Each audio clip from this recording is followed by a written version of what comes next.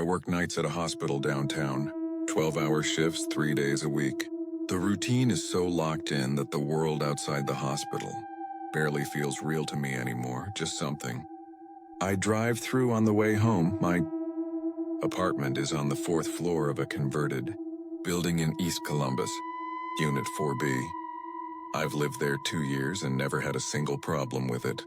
Quiet neighbors. Decent landlord. No reason to think anything was wrong. It started in October. I came home one morning around 7, still wearing scrubs. I unlocked the door and immediately noticed the kitchen light was on. I knew I hadn't left it on. I'm almost obsessive about turning lights off. Part of living alone, I guess. You notice every detail because there's nobody else to blame things on. I told myself I must have forgotten. But the next morning it happened again. The light. Then 2 days later I found the bathroom faucet running. Not a drip, fully running. I turned it off and stood there in the quiet. Listening to my own breathing, I checked every window. Every door. Nothing was forced. Nothing was broken. The locks were fine. I started keeping notes on my phone. Dates, times, what I found. A habit from work and document everything. By the second week of October, I had 7 entries. Kitchen light, twice. Bathroom faucet, once. My desk chair, which I keep pushed all the way in, was pulled halfway out. The TV remote was on the kitchen counter. I never take it out of the living room. And my front door deadbolt, which locks automatically when I leave, was unlocked when I returned. I called my landlord. He sent someone to rekey the locks. New keys, new hardware. I felt better for about 4 days. Then I woke up at 2 in the afternoon. I sleep during the day after night shifts, to the smell of coffee. I hadn't made coffee. My coffee maker was off. I walked into the kitchen and the carafe was cold. But the smell was there, warm and unmistakable, hanging in the air like someone had just brewed a pot and walked out. I sat down at the kitchen table and just stared at the wall. I want to be clear. I'm not someone who scares easily. I've worked trauma cases. I've held the hand of a man while he died. I don't flinch. But sitting in that kitchen with the smell of something I hadn't made, I felt something shift inside me. Like a wrongness I couldn't name, I bought a security camera, a small one that faced the front door and part of the living room. I installed it before my next shift and checked the footage when I got home. 37 minutes after I left for work, the desk chair moved. I watched it 3 times. There was no person, no animal, no breeze. The chair, slowly, without shaking, without any preamble, slid back from the desk about 8 inches. And then stopped. I didn't go back inside. I sat in my car in the parking garage for an hour. Then I drove to my sister's place across town and told her what I'd been seeing. She wanted to believe it was a rational explanation. A camera glitch. A vibration from a passing truck. She said all the right logical things, but neither of us could explain why the chair moved in the same direction it had been moved before, or why it moved at the same time, 37 minutes after I left, on 3 separate nights of footage I reviewed over the following week. Same chair, same direction, 37 minutes. I contacted a paranormal investigator through a local group. I know how that sounds. I'm a nurse. I believe in science. But I had run out of science. She came over, walked through the apartment quietly, and stopped in the hallway outside the bedroom. She asked me who had lived there before me. I didn't know. I called my landlord. He got quiet. He said the previous tenant, a man named Dale Pruitt, had lived in 4B for 11 years. He died in the apartment. In the bedroom, found 3 days after the fact, he'd been a retired hospital worker, a night shift orderly who'd worked nights for decades and lived alone. I don't live there anymore. I didn't even go back for most of my things. My sister helped me clear the unit while I stood in the hallway. I still think about the coffee smell. About how it always happened when I should have been sleeping. About who and or what had been keeping a schedule that mirrored mine. The new tenant moved into 4B last month. I don't know if I should warn them. I'm not sure what I would even say. I just know that apartment doesn't feel empty. It never did, that was just the beginning. The next incident will make you question the shadows in your own room. I've driven the same stretch of I-70 through Kansas so many times I can do it in my sleep.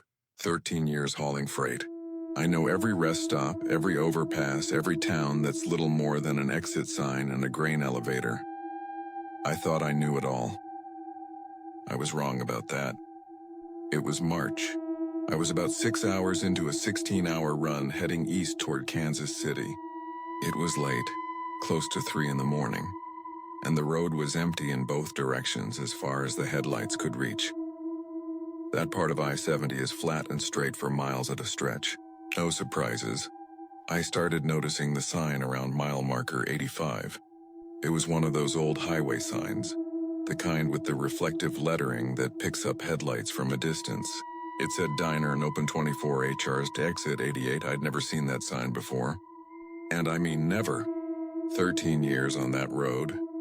I almost skipped it. I had a schedule to keep. But I was starting to feel the edge of fatigue coming in. That soft gray heaviness behind the eyes, and my coffee thermos had been empty for 2 hours. A diner stop made sense. I told myself that exit 88 was a standard off-ramp, curved down to a 2-lane state road. I made the turn and drove maybe half a mile before I saw the lights. A low building set back from the road with a gravel lot and a flickering neon sign in the window. The name on the sign just said Eat. There were 2 other vehicles in the lot. A white pickup and an older sedan with Missouri plates. I pulled in. The inside was what you'd expect. Counter with stools. Booths along the window. A pie display case. The kind of place that smells like coffee and grease and hasn't changed its decor since 1978. A woman behind the counter, maybe 50, gray hair pinned back, didn't look up when I came in. She said sit anywhere. So I did. A booth near the door. There were 2 other people in the diner. A man at the counter eating eggs. A woman in a far booth staring at her phone. Neither of them looked at me when I walked in.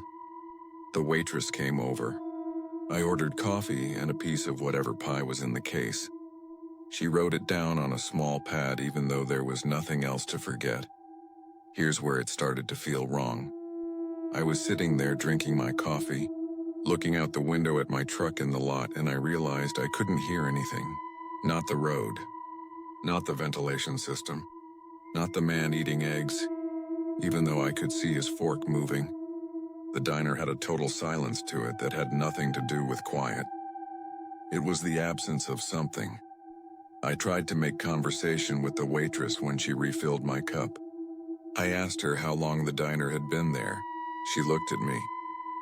Her expression didn't change. She said, "Long enough." I asked which direction the nearest gas station was just to say something else. She pointed west without speaking. I paid in cash and left. I sat in my truck for a minute before starting it.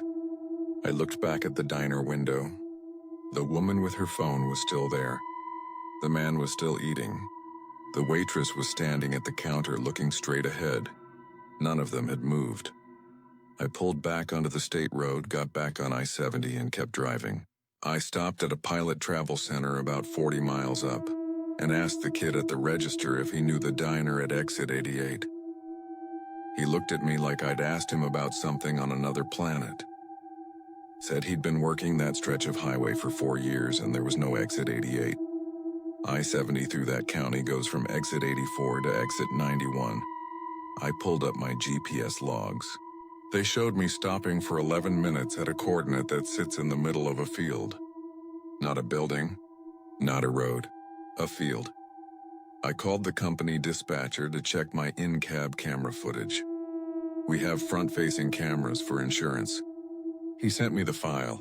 The footage shows me driving.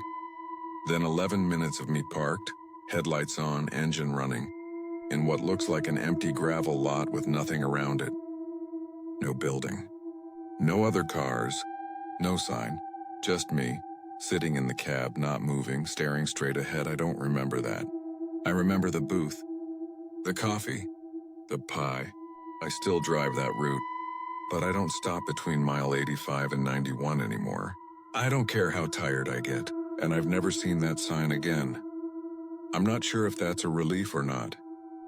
If your heart is already racing, take a deep breath, because our final story is the one that no one survived to tell. My son Elliot was born in February of last year. First kid. My wife and I had been trying for a long time. When he finally arrived, I don't have words for what that felt like. I say that so you understand how completely present I was in those early months. I wasn't sleeping. I wasn't checked out. I was more awake and alert than I'd ever been in my life because I had a reason to be. We used a standard video baby monitor, the kind with a screen unit in the parents' room and a camera mounted above the crib. Good picture, decent range. Nothing fancy. Elliot was about 6 weeks old when I first heard it. It was around 3 in the morning. My wife was asleep. I was in the nursery, doing one of the night feeds, sitting in the rocking chair with Elliot against my chest. The monitor was on the dresser. I always keep it on even when I'm in the room, just habit. I heard a voice come through the monitor speaker, not static, not interference. A voice low and even. It said, "He's doing well." I froze. Elliot stirred but didn't wake. I looked at the monitor screen. It showed the nursery, showed me sitting in the chair, showed the empty crib. No one else was in the frame. I told myself it was interference from a neighbor's device. Baby monitors operate on shared frequencies. That happens. I'd read about it, so I let it go. 2 nights later, same time, same thing. I was in bed this time. My wife was asleep beside me. The monitor speaker clicked and I heard it again. "He needs water." I got up, checked on Elliot. He was fussing, had worked himself into that pre-cry state, that silent, open-mouthed thing before the real crying starts. He was overheated. I adjusted his blanket. He settled. I stood in that nursery for a long time in the dark, looking at the monitor camera. I told my wife the next morning. She was skeptical but not dismissive. She said we should swap the monitor for a different brand. We did. Different frequency entirely. A newer digital model, a week of silence. Then it came back. This time it wasn't a full sentence. Just a sound like someone breathing. Slow and steady. Coming through the speaker while Elliot slept and the room on the screen was empty. I started checking the footage. Our new monitor had cloud recording. I'd go back and scrub through the nights. There was nothing to see. Just Elliot sleeping, just an empty room. But the audio, on 2 separate nights, had a voice. I had a friend who does audio engineering mix the clips in his software. He cleaned up the noise floor and isolated it. On the first clip, the voice says a name. Not Elliot's name, my mother's name. She passed away 2 months before Elliot was born. She never got to meet him. I don't talk about her much. My wife knew her, but we hadn't spoken her name in months. It was still too recent. On the second clip after the breathing, the voice says, "She knows him already." I can't explain that. I've tried. I've gone through every rational version of this. Interference, apophenia, audio pareidolia. I've read about all of it. I don't dismiss any of it, but my mother's name in a voice that isn't mine or my wife's, on a monitor that nothing else can access. I don't have a clean explanation. The voice hasn't come back since Elliot turned 4 months. He's 11 months now. He's healthy. He laughs all the time. Sometimes he stares at the corner of the nursery ceiling and smiles at nothing, the way babies do. I've heard that babies can see things we can't. I used to think that was just a thing people said. I still have the audio clips. I haven't deleted them. I don't know why. Maybe someday I'll play them for Elliot when he's old enough to understand. Maybe he already knows what they mean.